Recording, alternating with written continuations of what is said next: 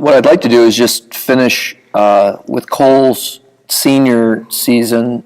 Specifically, you make the run through the region. You beat a really good Minnetonka team in the region final. Dinah and then Shakopee and then Minnetonka. And that quarterfinal game at Williams Arena. And the Apple Valley team, which was Goring, was he the coach there or the assistant coach? Assistant, yeah. Fritz Okay. was the head coach. Just what do you remember about that and that Apple Valley team and your team? Well, we had some battles at Apple Valley during the year. Hey, you don't know what? I wanted to mention this to you because I said I thought we were 500 midway through that year. At one point in the conference, we were 7-5. That senior year? Yep. And we went on a 7 or 8 game run because I watched that game to prep for you. And, Great. Thank you. I caught that in the middle of it, so we were like on a 7 or 8 game run. Sorry, I didn't mean to interrupt. I just. Of course, where do you find the team? Yeah, where do you find the time? Yeah. Right. How about that game at Williams Arena, which was that was a pretty electric atmosphere. Did we split with Apple Valley during the year? Yeah. Here in Austin down there. Okay, and I remember we played, backing up a couple weeks, we played on a Friday night, Burnsville here for the conference championship. In Apple Valley, it was a rough day of weather, and we were all ready to play, so I kind of begged our school AD, let's play. We played, and the Apple Valley kids were in the bleachers over there watching our game. And we beat Burnsville. It was a pretty good ball game, and then they had to play the next afternoon or whatever it was, and they won again, so we ended up tying the conference championship. So there was 2 evenly matched teams going in the state tournament, and I think anything could happen. As the game was, it was kind of back and forth, and ended up being a 2-point game as well. But they had some good athletes. What was the little guard's name that played baseball in college? Yeah. McKiernan or something like that, or not McKiernan, but McWiggin, yeah. Good little athlete. This, again, maybe not a great basketball player, but just a good little athlete that was a vital part in their success. I remember your second Apple Valley game here, regular season game here at Jefferson. Cole must have had, and I was a senior year, right? That was Cole's senior year. Mm-hmm. I think he had 35 points, and I think he had 20-some rebounds. I think he blocked about 10 shots, altered probably 10 more.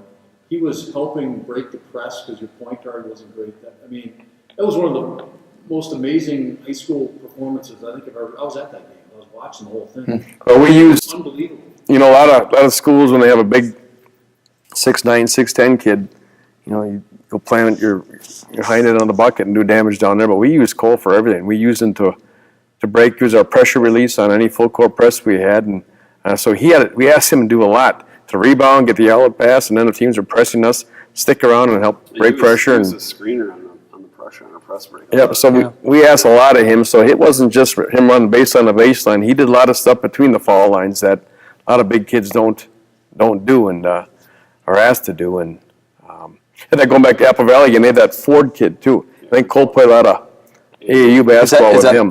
They had 2 bigger kids? They were big, with 6'5", Yeah, 6'6", and one was in the huge. short corner, and one they had Aaron Ford. in the high post. And Yeah, no, Cole got, he had counter moves. He had 1 counter and 2 counters and stuff that he could do. And I remember the Burnsville game, he put a whooping on them pretty good.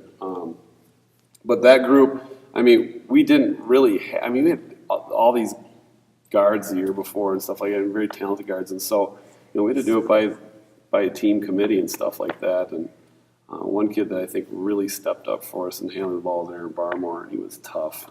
Tough mentally and physically. And he and Johnny Mays really helped us out in that area. I think we've always tried to handle pressure through committee as opposed to putting it in somebody's hands, and they end up relying on that one person all the time, and teams can take him out of the ballgame, and then what are you left with? Mm-hmm. So we don't have a point guard per se, and just try to handle ball with pressure. Yeah, we had a good run through regions, and the Minnetonka game was an unbelievable game. That was an overtime game, and the Apple Valley game is one that still bothers me. Mm-hmm. That you're talking about, we had a zone defense. It was a 4-round-1, and we had Cole sitting in the middle here, and he couldn't go outside the gray lines there. But Aaron Ford, who played with him all summer, I always felt he kind of knew where to find the spots. And he had a few nice shots right over him Tough in those shots. areas there. There were tough shots, and the McGuigan was just on fire. Yeah, He I was remember just absolutely on fire.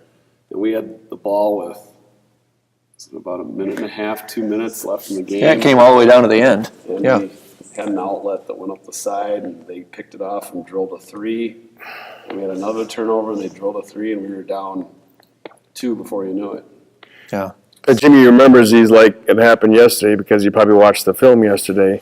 I haven't watched the game film of the game we lost to the state tournament, the championship of Hopkins. I haven't watched the game film for that game yet. It's over and done with. I'm not going to change Okay. it. I don't go back and look at that thing, but Oh. you probably.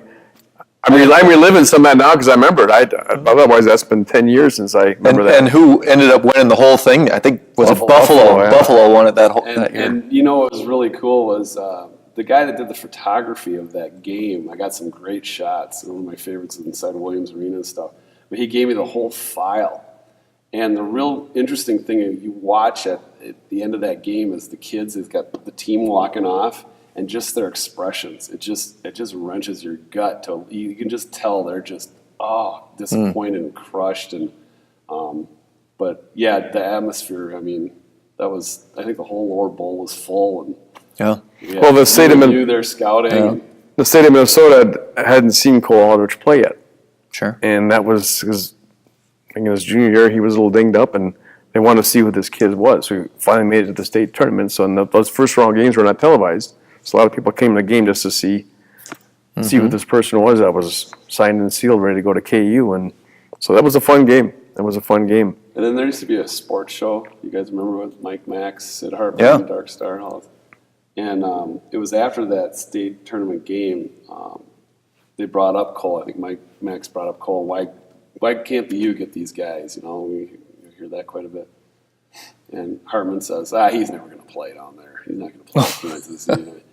And Royce turns to him and says, he looked pretty good. You know, and Cole's one of those guys that always beat the odds too, because you'd hear people say that kind of stuff, like he's never going to play at that next level. He's never going to play in the NBA. But you know, he put his nose to the grindstone. He worked very hard to get there, and he earned it. He's a big kid, gifted kid, but he worked hard at it too, in weight room and individual workouts and stuff. And Kevin Lynch kind of gave us some real good advice. I don't remember this, Kevin, or not, but you told me don't let him dunk in practice. Remember saying that to us? I said that? Yeah, don't let him dunk in practice. Really? Here's a big mammoth of a kid, and if all he can do is dunk, well, then how's that going to develop his skills? Make him have turn around jump shot off the glass and little jump hook and stuff, because that's what he's going to have to live with on the next level. So you would have guys foul him in practice? Well, and not let we him had dunk? two guys. We played a lot of 6-on-5 when he was on the Oh. floor. We had two guys on him, but we didn't. Cole could dunk, but around the bucket, instead of drop step dunk, we drop step and little jump Yeah. hook or shot off the board just to develop your touch, just to help him maybe for the further on the road. And he bought into that and didn't question, just did that. And I think Kevin, that probably helped him a little bit down the road and at the next level. I know Kareem Abdul-Jabbar said that Wooden did the same thing with him. But Yeah. then again, you couldn't dunk in those days. Yeah. But just the fact that he couldn't finish every time Yeah. he dunked forced him to go. Oh, it makes perfect sense. It makes Yeah. perfect Yeah. sense. Develop a touch as opposed to just. And he did throw some rim rattling dunks down through on that board. I don't know how it survived, but Right. he was a big kid, 245 too. But Yeah, and on the defensive end of the floor, I remember junior and midway through his senior year, Burnsville used to always have their trail 4 guy drill the 3. And I remember being in his face quite a few times about, you got to get your hind end up there and meet the guy at the 3-point line. He's not coming down here into the paint. And then, of course, the hedging ball screens. But one of the things I always remember about Cole is the different ways that different teams try to defend him. Yeah. And I was going to ask about that. you know, for some reason, I don't know why, I don't know if we would ever do this, but whenever he got a rebound, they'd crowd him. They'd get right up into him. And I don't know how many guys, he knocked 2 guys out, you know, just by coming down and clearing, because, I mean, he's so big and wide. And I remember Heisler from Burnsville was doing the wiggly walk down there, and then in the state tournament, one of their players got it too, and we caught him before he fell off the floor. But I don't know why they crowded him like that. But, you know, the Minnetonka game, I mean, he got fouled 4 or 5 times before he was, you know, get the shot off, and 3-4 guys hanging on him. I mean, it was just he had to endure a lot of different looks and stuff like that. And He handled it well. Oh, we had Tollexon in our conference and Amoroso from Burnsville. Two kids that ended up playing Division I basketball, so he wasn't playing against a bunch of 6'4" post players. He's playing in Tollexon and Amoroso. They were the rebounders that trailed and fired up threes and stuff. So Cole had to learn to defend a little bit, outside the paint a little bit, at least try to get out and contest a shot. And So that's 07. Cole's going to graduate. And then 08, we could probably talk about the crosstown rival, because that team is going to go to the state tournament and actually got a bad draw because they played the Minnetonka team, who would end up winning the state tournament. What do you remember about the 08 team? Were you guys seeded? You guys just seeded 1 through 4 that year, didn't you? Because now it's 1 through 5. Yeah. Yeah, they had a good team. good athletic team, and they nearly beat us the year before. I remember really, really good games with them. Yeah, they were good. Who was the best? Was Bobby Fong the best player on that team, or Alfred? Carlton. Yeah. They were all They all had their moments. yeah. Okay. Okay. So that's 08, and then you get to 09. Well, I'll say this about 08 because he's pretty good at always keeping track of this. We had to teach kids how to rebound. We had a guy that was getting 20 rebounds a game, and we had a guy leaking out and all that kind of stuff. We had to teach how to go get a body now, because we didn't have that anymore. And that was a challenge for a little bit that year. yeah, many times you blew the whistle and said, "Where's our 6'11" kid? He's not here. You guys got to go rebound." Oh, The kids just sure. they relied on him Yeah. for 4 years, and so we had to find somebody who had that toughness to go stick his nose in there and scrape on the boards a little bit. And So 2009, you make a really unbelievable run. Ellis Libby and Marcus Alapate. What do you remember about that year? 4:30. yeah, Go ahead and finish it. 30 every day. our kids here at Jefferson have always been very, very hardworking kids as a group. They come on the floor and they just do what they're told to do, ask no questions. This group, for the better part of the season, we called the 4:30 bewitching hour. For some reason, at 4:30, they just shut down every day. They didn't practice anymore.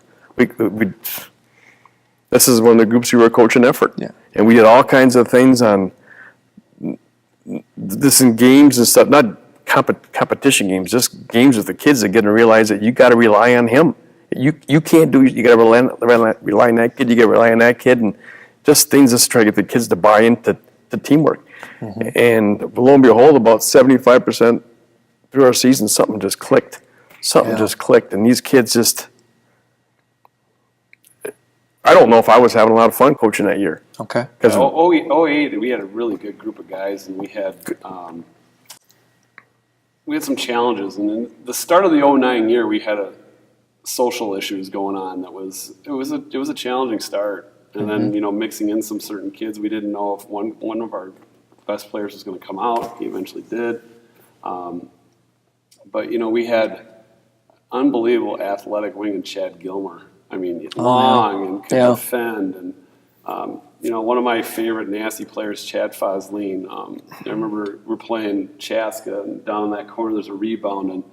And Travis and White were both younger. I think they were both sophomores. And he went in for that loose ball. I remember looking down, and all I could see was White's feet going right over the chairs, he mentions loose ball. Not many times at the end of a season when you ask a coach what's your favorite play of the whole entire year, it was getting that loose ball.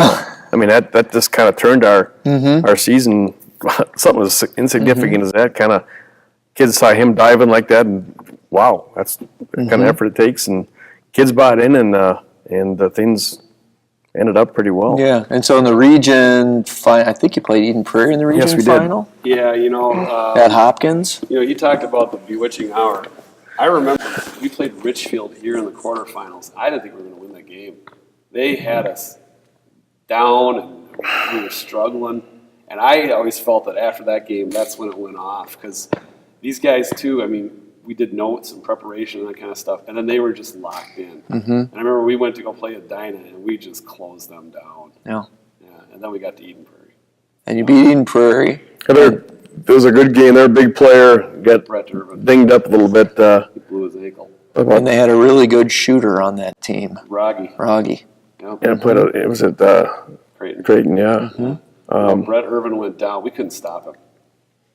We could not stop him, and he was just inside, outside boards, the whole 9 yards. And he went down, and then we just started getting to the free throw line. I just remember we shot a lot of free throws down the stretch and finished out the job. Oh, we turned them over a little bit too. They uncharacteristically made some crucial turnovers and crucial parts of the game, and that was just kids kind of willed themselves to victory that game. And So then you get to the state tournament, and then is it still seeded 1-4 because you get Yeah, we got Henry Sibley, and they were one of the favorites to win. they were the second whole- seed, weren't they then? Yeah. The whole Their thing. second seed. And, Mike Bruzewitz Yep. Yep. was And there. their point guard had hurt his knee a game or two before. What's his name? Hernandez, I think his Yep, name was. yep.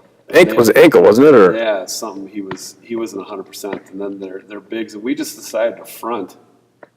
They high low, but we fronted, and we got the backside help there, and kids just did an unbelievable job. I mean, just an unbelievable job executing on the defensive end of the floor and boarding that game against them. So you win that game, and then who did you play in the next game? Osseo Osseo. they had the big kid and Dower. Dower that Oh, went yeah. out to, was it Went to Gonzaga? That's Yeah. right. Yeah, and they always have shooters, and they were one of the first teams I remember. They were doing a lot of stuff out in the 3 line, and then they'd have Dower sitting down here alone, kind of a lot like our secondary break, that type of a deal. But we closed the gap. I remember Ellis hit a big 3 towards the end of the game. We got within 4 or 3 points, and we couldn't really just close them out. I remember Moses using his body really, really well in that game against Dower and the bigger kids. They had a little more size than we did, I think. But we played well. We just came up short. Yeah. And then you played in the third place game, right, against St. Cloud Tech. The Walters. Yeah. Yep. Who ended up going on, unbelievable career at South Dakota State and played in the NBA for a little while. Maybe is still playing. What do you remember about that game? They actually, we scouted them. Did we see them in their section final or semifinal down up at St. Cloud? And I wasn't overly impressed with them then. They were a good team.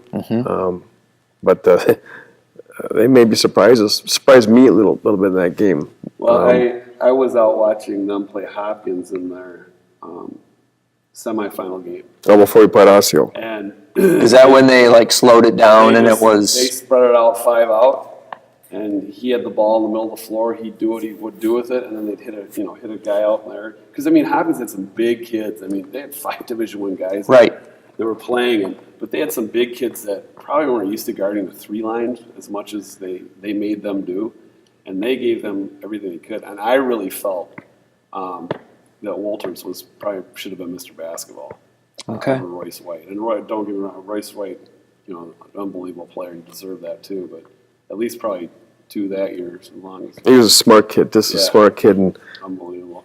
But I remember playing them, and we were playing in the zone, and their coach, what was his name? He's at Stillwater now. I don't know if he's at Stiller anymore, but yeah, he went there, yeah. But they set the play up where what they would do. Kevin, see if you remember anybody ever trying to do this to you. But what they would do is they'd reverse the ball once, and then they'd pin the guy on the outer leg of the zone, and they'd throw it off the opposite side of the board, and the guy would catch it and just lay it in. Like a rebound, a They did pass that 2 or to. 3 times against us. Well, at first I thought it was just a bad shot, but not by accident. was A couple actually other a times set. is It was a set play. A set play. off the board. Wow. And he was good.